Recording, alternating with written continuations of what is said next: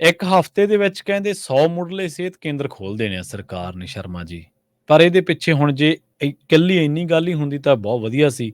ਪਰ ਕਹਿੰਦੇ ਕਿ ਹੁਣ ਇਹਦੇ ਪਿੱਛੇ ਵੀ ਇੱਕ ਮਜਬੂਰੀ ਹੈ ਫੰਡ ਲੈਣ ਦੀ।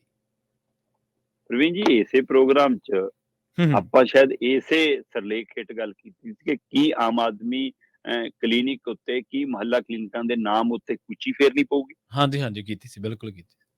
ਔਰ ਉਹ ਇਸੇ ਵੱਲ ਨਾਲ ਕੀਤੀ ਸੀ ਕਿ ਕੀ ਇਹ ਉਹਨਾਂ ਨੂੰ ਨਾ ਬਦਲਣਗੇ, ਜਾਂ ਜਿਹੜੇ ਹੂੰ, ਅਧਿਕਾਰੀਆਂ ਦੀਆਂ ਡਿਊਟੀਆਂ ਲਾਈਆਂ ਕਿ ਨਾਲ ਵਾਲਾ ਕੋਈ ਕਮਰਾ ਖਾਲੀ ਦੇਖੋ, ਕੋਈ ਹੋਰ ਬਿਲਡਿੰਗ ਦੇਖੋ, ਹੂੰ, ਕਿ ਹੂੰ, ਆਪਾਂ ਪ੍ਰਬੰਧ ਕਰੀਏ, ਆਪਾਂ ਪੈਸੇ ਆਉਣੇ ਚਾਹੀਦੇ ਆਪਣੇ, ਜਿਹੜਾ ਰੁਕਿਆ ਬਿਲਕੁਲ ਪੰਜਾਬ ਦਾ ਹੱਕ ਹੈ, ਉਹ ਪੈਸੇ ਮਿਲਣੇ ਚਾਹੀਦੇ ਆ ਪੰਜਾਬ ਨੂੰ। ਹੂੰ, ਕੇਂਦਰ ਨੇ ਆਪਣੇ ਬੋਝੇ ਚੋਂ ਨਹੀਂ ਦੇਣੇ, ਹੂੰ, ਹੂੰ, ਮੰਤਰੀਆਂ ਨੇ, ਸਿਹਤ ਮੰਤਰੀ ਨੇ ਆਪਣੇ ਬੋਝੇ ਚੋਂ ਨਹੀਂ ਦੇਣੇ। ਜੀ। ਉਹ ਪੰਜਾਬ ਦੇ ਲਈ ਤੈਅ ਫੰਡ ਹੈ ਜਿਹੜਾ ਸਾਨੂੰ ਮਿਲਣਾ ਚਾਹੀਦਾ। ਹੂੰ, ਪਰ ਸਵਾਲ ਇਹ ਹੈ ਕਿ ਜਿਹੜਾ ਇਹਨਾਂ ਨੇ ਤਰੀਕਾ ਅਪਣਾਇਆ ਸੀ ਕਿ ਜੀ ਹੂੰ, 25-25 ਲੱਖ ਇੱਕ ਮੁਹੱਲਾ ਕਲੀਨਿਕ ਬਣਾਉਣ ਤੇ, ਆਮ ਆਦਮੀ ਕਲੀਨਿਕ ਬਣਾਉਣ ਤੇ ਖਰਚਣ ਦੇ ਕਹਿੰਦੇ ਜੀ ਖਰਚੇ ਆਏ, ਹੂੰ, ਹੂੰ, ਤੇ ਉਹ ਤੋਂ ਬਾਅਦ ਉਹ ਟਿਕਟਾਂ ਦੇ ਪਰਚੀਆਂ ਦੇ ਹਿਸਾਬ ਨਾਲ ਫੰਡਾਂ ਦੇ ਰੌਲਾ ਪੈਣ ਲੱਗ ਗਿਆ ਕਿ ਜੀ ਇਹ ਤਾਂ ਖੇਡ ਚੱਲ ਰਹੀ ਹੈ ਕਈ ਥਾਵਾਂ ਤੇ, ਹਾਂਜੀ, ਹੈ ਹਾਂਜੀ। ਨਾ। ਹੂੰ, ਤੇ ਹੂੰ, ਉਧਰ ਕਹਿੰਦੇ ਜੀ ਟੈਸਟ ਵੀ ਪੂਰੇ ਨਹੀਂ, ਦਵਾਈਆਂ ਵੀ ਪੂਰੀਆਂ ਨਹੀਂ। ਬੇਸ਼ੱਕ ਕੁਝ ਕੁ ਮੁਹੱਲਾ ਕਲੀਨਿਕ ਠੀਕ ਚੱਲਦੇ ਨੇ, ਪਰ ਕਿੰਨੇ ਕੁ ਮੁਹੱਲਾ ਕਲੀਨਿਕ ਨੇ? ਹੂੰ, ਸਰਕਾਰ ਕਹੇ ਅਸੀਂ 600 ਖੋਲਤੇ, 500 ਖੋਲਤੇ, ਕਿ ਉਹ ਪੂਰੇ ਪੰਜਾਬ ਨੂੰ ਕਵਰ ਕਰਨਗੇ? ਹੂੰ, 3 ਹੂੰ, ਕਰੋੜ ਲੋਕਾਂ ਨੂੰ ਕਵਰ ਕਰਨਗੇ? 13,000 ਤੋਂ ਵੱਧ ਪਿੰਡਾਂ ਨੂੰ ਕਵਰ ਕਰ ਲੈਣਗੇ 600 ਮੁਹੱਲਾ ਕਲੀਨਿਕ? ਜੀ, ਜੀ। ਜਦੋਂ ਕਿ ਮੁੱਢਲੇ ਸਿਹਤ ਕੇਂਦਰ ਕਾਫੀ ਹੱਦ ਤੱਕ ਇਮਾਰਤੀ ਰੂਪ ਦੇ ਵਿੱਚ ਪਿਛਲੀਆਂ ਸਰਕਾਰਾਂ ਦੇ ਕਾਰਨ ਮਰੇ ਨੇ, ਜਦੋਂ ਕਿ ਇਮਾਰਤੀ ਰੂਪ 'ਚ ਉਹ ਹੈਗੇ ਸੀ। ਹੂੰ, ਹੂੰ, ਉਸ ਨੂੰ ਮੁੜ ਸੁਰਜੀਤ ਕਰਨਾ ਜ਼ਿਆਦਾ ਆਸਾਨ ਸੀ। ਹੂੰ, ਕਾਰਨ ਲੱਗਿਆ ਕਿ ਨਹੀਂ, ਮਸ਼ਹੂਰੀ ਅਸੀਂ ਆਪਣੀ ਪਾਰਟੀ ਦੀ ਕਰਨੀ ਹੈ, ਆਪਣੇ ਚਿਹਰਿਆਂ ਦੀ ਕਰਨੀ ਹੈ, ਆਪਣੇ ਨਾਮਾਂ ਦੀ ਕਰਨੀ ਹੈ। ਹੂੰ, ਇਸ ਲਈ ਉਹਨਾਂ ਨੇ ਉਹ ਦਿੱਲੀ ਵਾਲਾ ਫਾਰਮੂਲਾ ਲਿਆ ਕੇ, ਉਹ ਨਾਮ ਇੱਥੇ ਲਿਆ ਕੇ ਉਸ ਮੁਹੱਲਾ ਕਲੀਨਿਕ ਨੂੰ ਆਮ ਆਦਮੀ ਕਲੀਨਿਕ ਕਹਿ ਕੇ, ਤਾਂ ਕਿ ਪਾਰਟੀ ਦਾ ਨਾਮ ਵੀ ਲੋਕਾਂ ਨੂੰ ਨਾਲ ਯਾਦ ਰਹੇ, ਉਸ ਰੂਪ 'ਚ ਵਰਤਿਆ।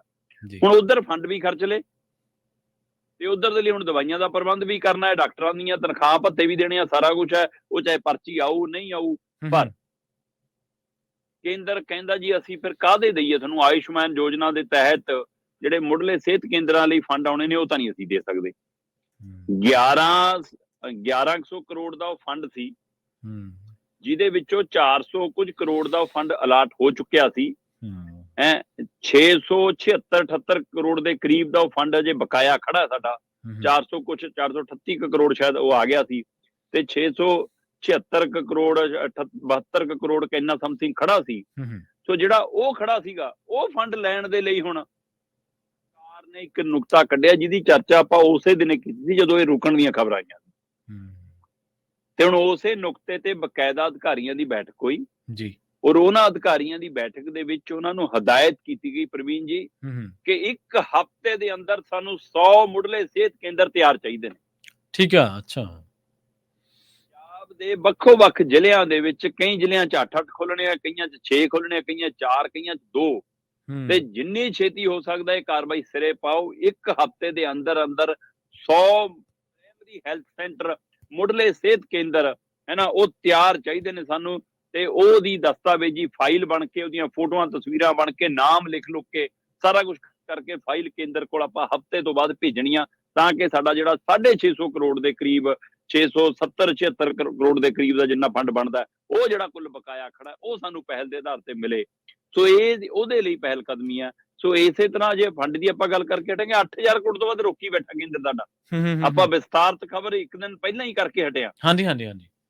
ਇਸ ਲਈ ਉਹ ਇੱਕ ਪੂਰੀ ਵਿਸਤਾਰਤ ਖਬਰ ਆ ਕਿ ਪੰਜਾਬ ਦਾ ਫੰਡ ਕਿਹੜਾ, ਜਿਵੇਂ 5500 ਕਰੋੜ ਸਾਡਾ ਪੇਂਡੂ ਵਿਕਾਸ ਫੰਡ ਰੋਕੀ ਬੈਠੇ ਨੇ, ਹੈ ਨਾ, ਤੇ 8000 ਆਪਣਾ 1800 ਕੁਝ ਕਰੋੜ ਦਾ ਸਾਡਾ ਜਿਹੜਾ ਵਿਕਾਸ ਪ੍ਰੋਜੈਕਟ ਵਾਲਾ ਫੰਡ ਆ, ਉਹ ਰੋਕਿਆ ਹੋਇਆ 2000 ਕਰੋੜ ਦੇ ਕਰੀਬ। ਠੀਕ ਹੈ ਨਾ।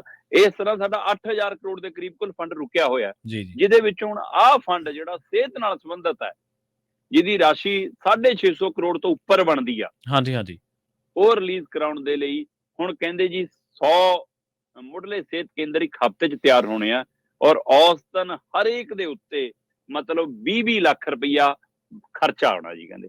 ਠੀਕ ਆ।